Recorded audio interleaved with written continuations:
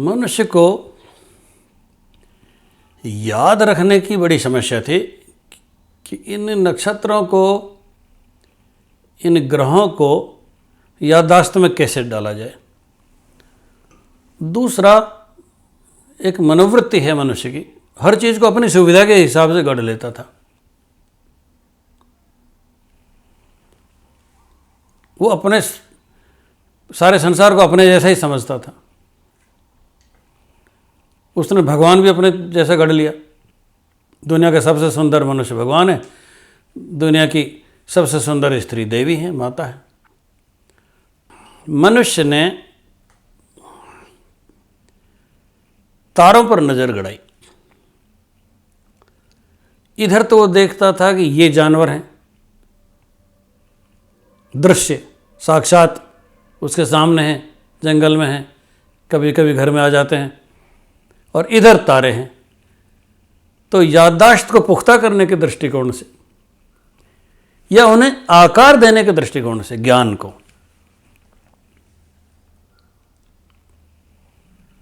या मानसिक रूप से ग्रहों के ज्ञान के चैप्टर बनाने के दृष्टिकोण से, आपके तो किताब में जैसे चैप्टर बनते हैं तब मानसिक चैप्टर बनते थे, उसने उनके नाम गढ़ना शुरू किया। मेष, एरीज,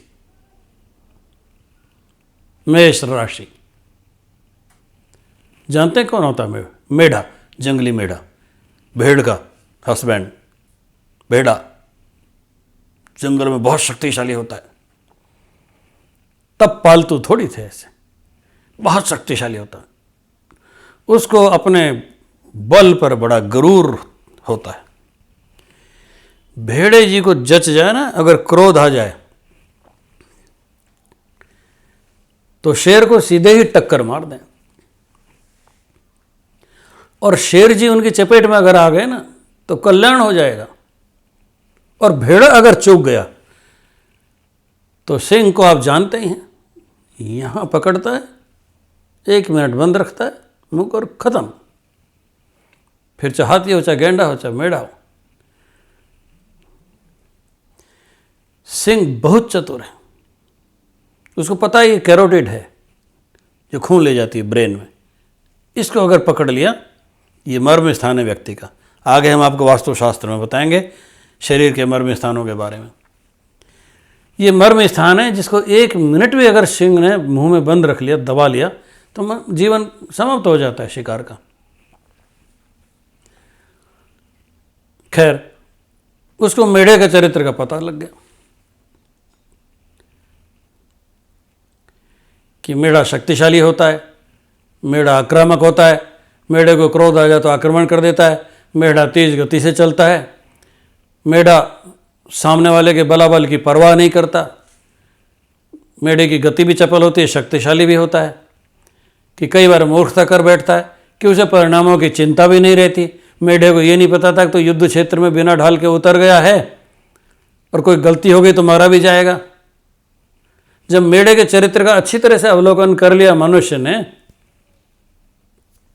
संस्कृत में मेष कहते हैं, तो ऐसे तारे खोजे जो आसमान में मेढ़े की, मेष की आकृति बनाते हैं। बात यही खत्म नहीं होती।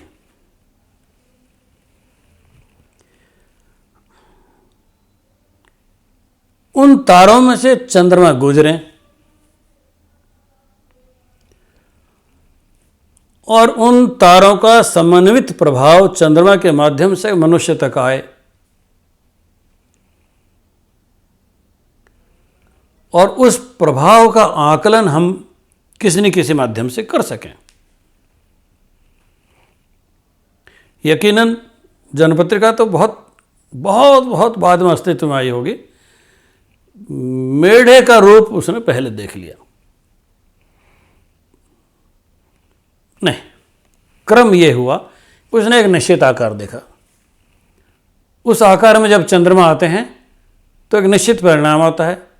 ये ज्ञान उसने बहुत बाद में प्राप्त किया, और जब सारे ज्ञान एक दूसरे से मिल गए, एक साथ स्थापित हो गए, तब उसने कहना शुरू किया कि जब मेष राशि के नक्षत्रों में चंद्रमा आएंगे, और जब उस चंद्रमा का प्रभाव व्यक्ति के जन्म के क्षण में पड़ेगा, उस क्षण की अगर हम कोई रचना कर सकें तो उस व्यक्ति में उस मेष के लक्षण दिखेंगे।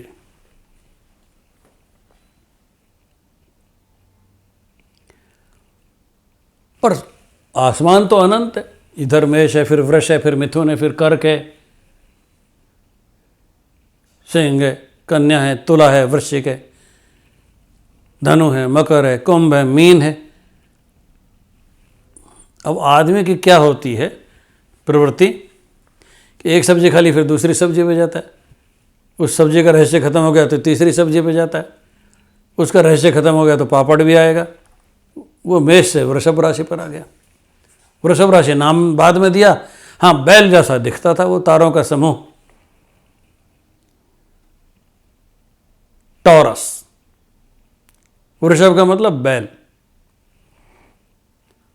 क्या जानते हैं बैल के बारे में?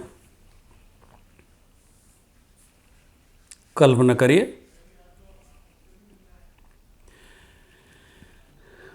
बैल का मतलब जिंदगी भर जुआ कंधे पर रहेगा, अनंत बेगारी,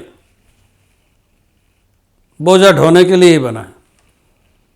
मेहनत करेगा तो रोटी मिलेगी, नहीं करेगा तो नहीं मिलेगी। उसके अंतिम दिन तक भी उसको मेहनत करनी ही पड़ेगी। शक्तिशाली बैल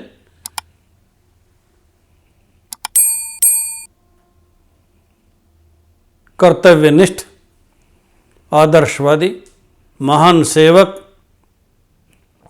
शक्तिशाली, केवल उसके प्रति वफादार, जिसकी रोटी खा रहा है, और क्रोध में आने पर किसी को भी ध्वस्त कर दे। परिणामों की प्रतीक्षा में 20 साल बिता सकता है वृषभ, अच्छे दिन आने की उम्मीद में। अगर वृषभ का लक्षण किसी मनुष्य में हो तो सारा सारा जीवन अपने आदर्शवाद, अपनी आस्थाओं के सहारे वो बिता देता है। वाह, उसे परिणामों की जल्दी नहीं होती, परंतु परिणामों को लेकर अपने कामकाज की अंतिम परिणति का अंदाज उसको होता है कि इतने दिन में ये बात आएगी, और वो चुपचाप अपने काम में लगा रहता है। आपने कभी बैल को, वृषभ को रोते चिल्लाते देखा, शिकायत करते देखा? नहीं देखा होगा। शांत चित्त, शर्त है कि क्रोधित मत करिए। क्रोधित कर दिया तो आपको ध्वस्त कर देगा। उस वैदिक ऋषि को उस वृषभ का चरित्र ढूंढने में हजारों वर्ष लग गए, और तब उसको ज्ञान हुआ ये तो असाधारण नक्षत्र मंडल है, जिसमें यदि चंद्रमा आ गए और उस दिन आपका जन्म हुआ है तो आप में वृषभ जी पूरा अवतार ले लेंगे।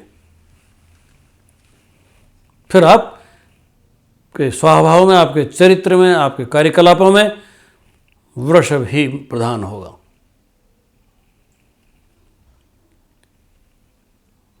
वृषभ का, पशु का मानवीकरण हो गया।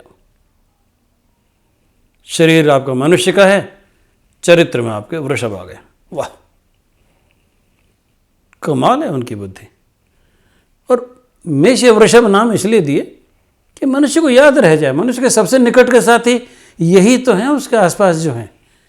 वो किसी बहुत दूर की सत्ता वो क्यों लाएगा? उसके सामने जो हर समय है, उन्हीं चरित्रों को उठा के उसने मनुष्य में आत्मसात कर दिया, और हमारे जैसे विद्यार्थियों को सीखने के लिए नियम बना दिए।